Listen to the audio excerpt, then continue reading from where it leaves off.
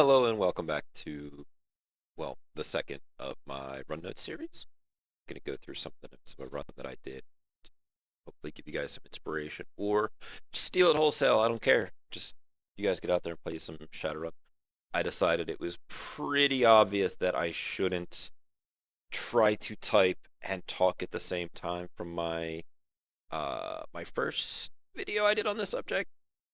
Then I was like, that probably made for shit watching. Made the video a lot longer than it needed to be. As such, I'm going to be cutting it down to pre-writing the notes and then kind of reading them off and talking about some things that happened in an effort to keep the video shorter, the packet, the information more concise. And as always, the actual notes that are on screen now will be in a link in the video description down below. So this is a fairly standard thing that Shadowrunners are going to be sent to do. They are, I need a MacGuffin, a specific MacGuffin from a specific location. Here's some Nuyen, go get it for me. In this one, we have a little bit of a twist on it because twists are something that kind of adds some spice to your various runs. Not every run needs a twist, but that's something that I think I can talk about later when we get down to it as well. Um, to start off, your Johnson is a well-dressed woman in business attire. She has a bit of a an air of superiority to her that most people might find offsetting, that kind of thing. But as they get through the the conversation, the description of the job and what she wants to do, anytime the runners are going to bring up, I don't want to call it the possibility of failure, but that something might go wrong, or it's like, well, your package might get dropped. She's going to have a very averse reaction to it before slumping back into her professional businesswoman mode. Um, Savvy runners may pick up on us that that's a maybe due to an addiction or something along those lines, um, or a weird personal tick. She will try and play it off as this package has extreme personal importance to her. So anytime that the idea of not getting it back to her is very upsetting. She's gonna make up basically whatever lie that she really wants to, or allude to that is gonna kind of assuade the runners. Some quick details about it though. It's 7 foot by 2.5 foot by 2 foot. Um, for those of you who may be paying attention, that is a little bit bigger than one might find for a casket size. Um, a little bit of details will be that it is not explosive or chemical in nature. Most other questions that runners are going to ask, she will answer truthfully. It is There is a biological item inside. She won't go into the details on that because that's not necessarily important.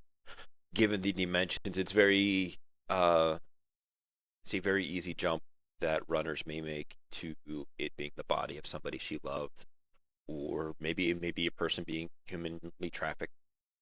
Not going to go into too many details. You guys can tweak that for your particular table however you wish. Um, then you're going to want to put a little bit of a time limit on the run, and you could do this in any number of ways. Um, I like the idea, and we'll be talking about it later on throughout this video about using a boat, as the package is currently at a warehouse waiting to be shipped out on a boat in a handful of days. Depending upon how your team works, you can make that a little shorter than they usually take to do a job, like maybe only 4 days instead of a week, or a little bit longer, depending upon how you want to spin it and at what point in your campaign you're running this. Um, but it is really important to her that the package is recovered. Like, there's no room for failure on this job. And should they fail, she is a potentially powerful adversary that will do things not directly, but indirectly to make the runners' lives hell. And maybe that could be an interesting subject for another video. Um, she doesn't know the specifics of the package outside of the size. So she doesn't know, amending that. She doesn't know anything more than the size or and where it is currently being stored. She doesn't have tracking numbers or anything along those lines. That is why she is hiring professionals to get this back. When I ran it, we didn't unfortunately get to the dock section. They stole it out of the warehouse, um, which I'll get into some of the details of that down below.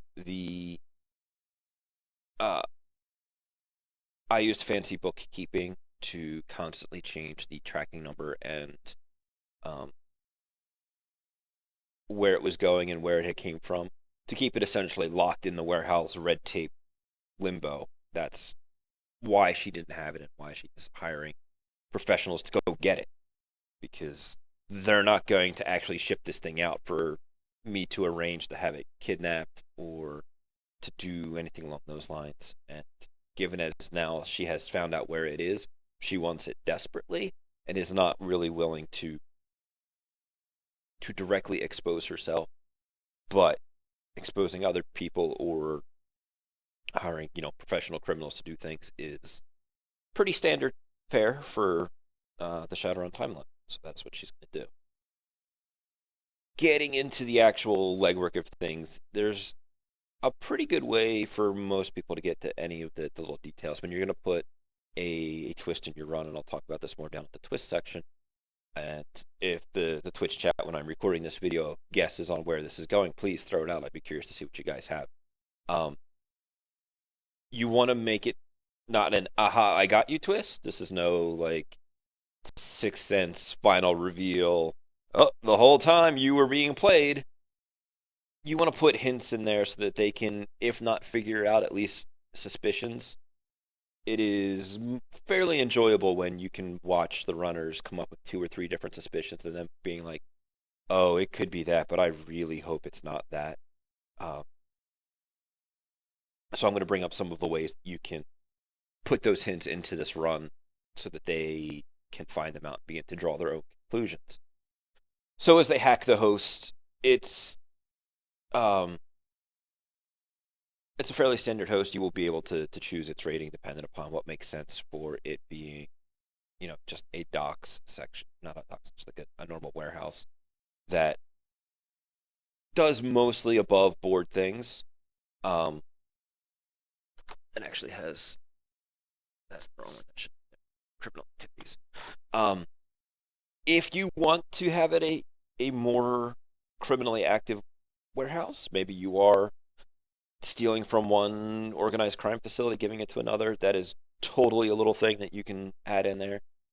Maybe it'll play off of a previous run that your team did, so that, oh crap, we really pissed off the mafia last time, and this happens to be in a mafia warehouse. All right, that's gonna make things a little bit more difficult. Or it could just be a normal shipping warehouse for any of the little Six World subsidiaries. Um, Throwing a small hint as they're looking through that this package that meets the dimensions that you're looking for is not from the normal shipping and receiving type stuff. Um, they could have a whole bunch of clients that show in and out packages, 2 weeks, months past of actual standard activity, but so that they have an idea on where they can find and identify the package, give them some kind of tracking number or the label that is on it, and it'll allow you to put a hint in there as to some of the bigger things that are going on beyond the picture. In my run, I use the Order of Saint Sylvester. They are a Catholic magician group with a habit of hunting down HMHVV people. It's unfortunate, they are just sick, but at the same time, that's a thing that actually happens. Um, you could throw a fancy sounding name on there, a cardinal, whatever, whatever, and all of a sudden you have a bunch of, you know, a list of normal shipping type stuff, and then all of a sudden you have a package being shipped by some cardinal person. It's like, what? makes them begin to ask questions, and then make sure they know there is a couple packages that are the same size as the one that you're looking for. This way, it's not just, all right, we're going to get into the warehouse at night and we're going to skulk around until we find the one box that meets the same dimensions we're looking for. So that this way, they're going to split up and begin looking around, and you can work that out however you want. Different people will have to make different stealth checks and perception checks. There can be, the one guy who's working there late at night. Um, the secondary matrices really only kind of show up if they want to investigate like that cardinal's name or whatever outlier that you have put in there as a hint that maybe there's something else going on. Um, that by all means give them whatever information that they want to search for as far as that goes. They do have time to make this job happen, and there's a lot of different ways that it could go down. Um, Coming down into some of the physical legwork, depending upon where you want to stash it, that's going to be your big influencer on the physical recon.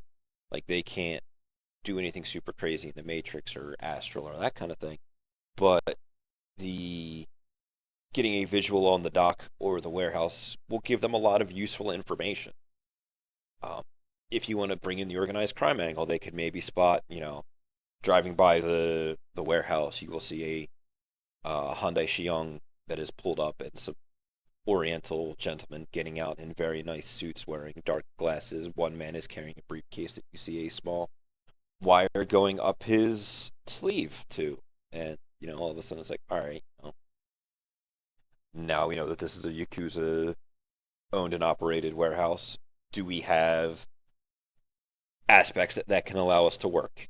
Do we know some Yakuza folks? Do we have beef with the Yakuza? Do we know some Mafia or Vori folks? Is the other like real big major crime syndicates that can help us or maybe supply us some things. The docks, Tacoma has a huge dock type situation um, where you can get all kinds of interesting things going on. Actual businesses will be using the docks. Organized crime will love using the docks, but it's one of those things where don't start done, there won't be none, because the moment something bad goes wrong on the docks, the different uh, organized crime syndicates are going to have a lot of problems. KE or Lone Star or whoever runs security in the area is going to come in and to do an investigation. That's good for nobody's business, um, and nobody is really going to profit from that. The options here include like coming in as like a dock worker, which I'll talk about in the social aspect of things in a minute. The organized crime contacts that you have, you can use that to get onto the docks. Or you could just rent a fishing boat and go fishing out in the Sound and get a good view of them from there. Just a little bit of places and ways that physical people can also get involved in the legwork section. Coming down onto the quick social notes, the warehouse workers are a good source of information and places um, to lay the groundwork for some of this behind the scenes stuff that is going to lead into the twist. Maybe they have some strange folks who were dropping off this package. Going with the Order of St. Sylvester, it could be a couple of people in some priestly garb and a couple.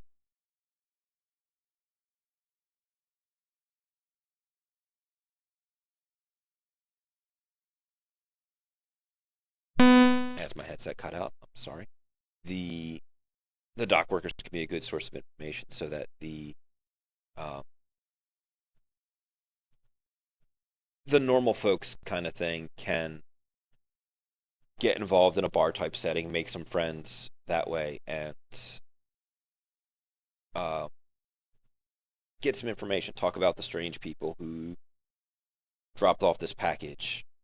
Talk about how some people, I don't get the willies from it. Something odd about it just kind of irks them. Um, the workers should talk about it in a fairly open way, but in a nondescript way, talk about it via the package number because they they won't know what's in it, and they don't really have a way to really describe it. They're not going to talk about, oh, that box that's 2.5 meters long by 2 meters tall, like that stuff. They're not going to describe it like that. They'll talk about it by the package number. Um, it will if your team doesn't have a matrix person with which to get the information from to find out which box is actually theirs. This is another hint where they can get that information. Um, it'll give them a package number, and maybe they'll just kind of walk around and try to see if they get the willies from something. Um, if you include the organized crime with the docs, which is a great thing to do because that's the kind of thing that will actually happen. If the runners have contacts in a certain organized crime syndicate, they can use that to get onto the docks. And if they are smart enough, they could actually go to the crime syndicate that operates there and ask, like, hey, I have a thing that I'm doing. I'm trying to be in and out and make as little bit of a disruption as possible. I want to let you know, out of respect for what you're doing, that I don't want to interfere with your operation. Give them a bit of money, exchange hands and favors. Depending upon how that goes, I put a personal note in here that you don't want to make the run super easy. Well, I don't want to make the run super easy. Just being let here you go, mafia guy. Here's some money. Let me onto the docks without any hassle. I'm going to take my one box off this other shipment that you don't have anything to do with, and I'm going to leave. That might make the run a little too simple. There's the potential for either other run hooks or other things. Um, maybe in my case, the Order of Saint Sylvester has a traveling escort with the package that they want that will be waiting for it to arrive and then will be traveling with it from where it goes from Seattle. The organized crime of your choice could have a favor. It's like, well, we could do that, but you're gonna have to do a thing for me, and that's put a little mini run into your run. Um, and then you could even have the dock workers be mostly day laborers, so you could have your big strong orc show up there like an Ares Industrious type thing, and get come in, work for a day job, get a little bit of insider information, um, things about how the shipping goes, how often the boats come in, that kind of thing. Could be a good way of making sure things are done in a timely fashion. On the magical legwork, it's dependent upon uh, your game that you have set up at your table. The security can be whatever is mostly normal for you. The docks will have watcher spirits, maybe a water spirit in the sound itself. I really like the idea of a lifeguard spirit, and I kind of mix them into different places sometimes, just as like your uh your service is to get anybody who falls in the water out of the water. That's all you got to do, and you know, most of the time you can just lay around in your natural element. Nobody really cares, but it does allow you to weave in certain hints that organized crime might be operating in the area. I had a couple of suggestions here. You know, for a Yakuza, they might have a guardian spirit in a traditional samurai garb. Um, a large Russian Kodiak bear could signify the Vori that are hanging out, or a spirit of man in a sharp Italian suit. Just kind of like these guys are here if you don't do like the physical drive by, or maybe if the astral goes by first, it gives your physical guys more things to look at, or your physical guy could also be your social guy, and it's like, all right, you know that there is the mafia is here or the Vori, so brush up on your Russian or Italian, and if you find the guy, maybe you can approach him about a deal.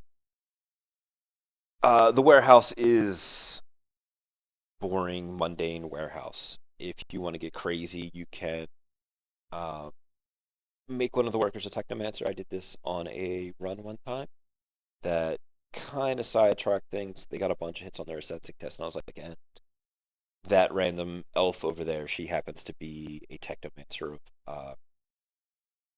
of low strength. The run then kind of tunnel visioned onto said technomancer, found out, like followed her home, find out a little bit of information about who she was, and then they used the fact that they could out her as a techno to get leverage to get things done. Um, they proved it to her because they got her living persona com code, and while talking to her, they called her on it. They're like, protect. She obviously didn't believe them because that's not the kind of thing a normal person is ready and or accepting to be. Um, but when your brain starts ringing, it is like, oh crap, and the panic and stuff sets in. Interesting opportunities there. Um, this is also another good place to put a hook that something else is going on with this package. It's not as simple as one think. The Christian theurgy traditions has a guidance spirit, I believe it is. Double check. That can easily be hanging around in the area to kind of keep watch on their package. It wouldn't be tasked really with doing anything outside of making sure nobody messes with it until the appointed times. Um, but when your mage gets the tradition and stuff, they can do more legwork to kind of find out what they could be dealing with. And then we're gonna scroll down here to the actual twist part of things.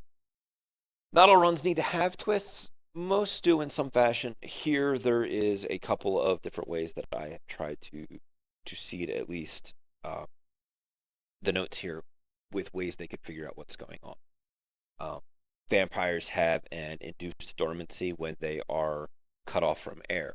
So the package itself is indeed a casket inside of a larger box so that it doesn't look like you are just transporting a casket around. It is hermetically sealed, airtight, which is um, what is keeping the vampire dormant inside. It also means that should the runners do the bad thing of opening said box, the vampire is going to be very angry because it was put in here against its will, and it's going to be hungry. However you want to handle that, usually it's a, are you sure? And could lead to interesting things as an angry, hungry vampire attacks them in the middle of a warehouse. Whoops. Um, the Johnson, if the twist should now make sense as to why the Johnson had some of the tweaks and such from the get go. She is as romantically involved with the vampire as one can really get when you have a essence loss addiction. I'm sorry, that's an essence drain addiction. Saloi's sweet sister introduced a compound called Renfield, which kind of is that old vampiric thrall type situation. Um, this is where, hopefully, now looking back into it, you guys could see where it was coming from. If it works out better for you guys, I will totally, when a twist is involved in one of these notes, I will put it up at the top from here on out. Leave a comment about it, talk to me about it on Twitch or whatever, and I will try to evolve this going forward. The interesting part is going to come in the drop off. The drop off will be scheduled for night at an abandoned building of whatever works for you. It should be something open and empty, a warehouse. I used a unfinished apartment, not apartment, an unfinished business building where they're going to put a cube farm. The J will be there waiting for them, and the J wherein she is waiting, she is there, she is wearing practically nothing. There is a mattress, and she will have a fire axe or some other, could be a sword, could be a combat axe, whatever it is you want. When the runners come in with the box, she's gonna like get up off the mattress and slowly start walking toward them, dragging the heavy head of the fire axe behind her. The object of her desire is finally here in front of her. Her lover is finally returned, and she has been missing and needing him quite desperately. And she will all about ignore the runners in pursuit of her goal. Um, this is where it really depends upon what the runners have learned previously and how your table goes. She will perhaps, when if they haven't figured out what's up, she could perhaps get up with a like, let him out. You know, he wants to be free. I can feel him. That kind of thing. Play up the craziness and the idea that she is an addict and directly in front of her is the thing that she gets her fix from. Um, if she opens the box, it'll go right into the vampire be like, "Oh, lunch has been delivered. I am starving," and he is going to go right into it. It'll be not exactly a murderous feeding type situation, but she will be into it because this is what she's addicted to. Um, if they try and stop her, play up the crazy angle, swing that axe around like a madman, but in a way that they don't feel necessarily threatened. Um, because ideally you don't really want them to shoot her. It's possible that she's wearing nothing armored. Um, it could be any number of things that happen from here. Or if she gets them to open the box, um, you do your dramatic reveal, the vampire and stuff, and then the vampire will see his lover and his thrall and be like, all right, all y'all need to get out. I got some business to handle because once again he's in a bit of a state. Um, they will do their thing, preferably off screen, but hey, it's your table. Um, there will be very minor negotiations, um, very very driven by emotion at this point to get the thing that they are after. Um, Depending upon how your runners go, they may leave. They may be stuck with a box that has a vampire in it. Who knows? Um, the Jay and the vampire do intend to pay out the runners. That you're not doing this run to screw them. You're doing this to hopefully create a bit of an interesting situation on what is normally a fairly standard package recovery job. Hopefully that worked out. Hopefully everybody had fun. There is further opportunity to maybe get a favor out of the vampire, maybe get a little bit more money with some of the notes that I have here. They're just enough to make it a memorable situation as opposed to remember that time we stole that MacGuffin. Um, so I look forward to hearing what you guys have to say about the run. Leave it down in the comments section. I will stick the notes down in the comments section. If you guys have questions, feel free to put them there. I'll get them there as well. Um, in the near future, hopefully by the time you guys come around to this video, I will have a Twitter and Facebook type thing set up so that you can reach me there as well if you have specific questions about this run, other topics to talk about in the future, and all of that other wonderful things that hopefully you keep coming back to me for. But for now, thank you very much, and I will be talking to you shortly.